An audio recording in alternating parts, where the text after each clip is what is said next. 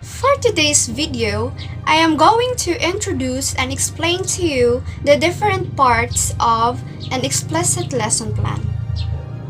So let me define first what is an explicit lesson plan. Explicit lesson plan is a direct way of teaching and learning process. Explicit lesson plan consists of 5 parts such as objectives, subject matter, learning procedure, application, and evaluation. In the lesson objectives, it is what the teacher aimed to learn his or her students by the end of a lesson. For example, from my previous explicit lesson plan, my objective is identify the verb or action word. I am expecting that my learners can identify the action words or verb from the given activities. The second part is the subject matter. So the subject matter includes the specific topic, the references, and the instructional materials. So with the connection of my learning objectives, which is identify the action word or the verb, my topic is all about the verb.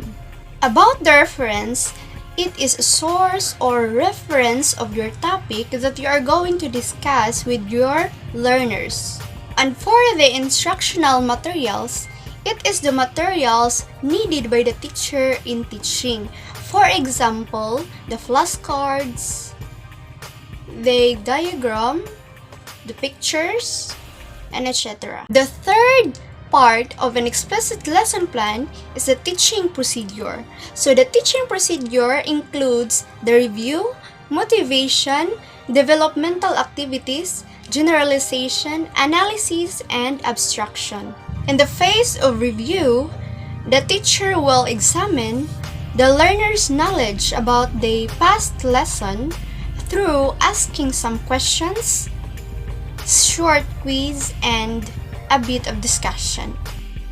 Its purpose is to strengthen the student's retention of knowledge about the past lesson. Another phase is the motivation. Motivation is a condition that activates and sustains the learner's behaviors towards the goal. From my lesson plan, my motivation is I give my learners an activity, and this activity is called Define Me, which is I present some pictures and I will let them define what is in a picture. I assure that this activity will relate to the next lesson that you are going to discuss about. The next is the developmental activities. So the developmental activities has its own stages. It is the pre-reading, during reading, and the post-reading. Pre-reading is the process of skimming a text to locate key ideas before carefully reading the text from the start and to the finish. It provides an overview that can increase reading speed and efficiency of the learners. It can be an activities that will activate the learner's knowledge about the story they are going to read.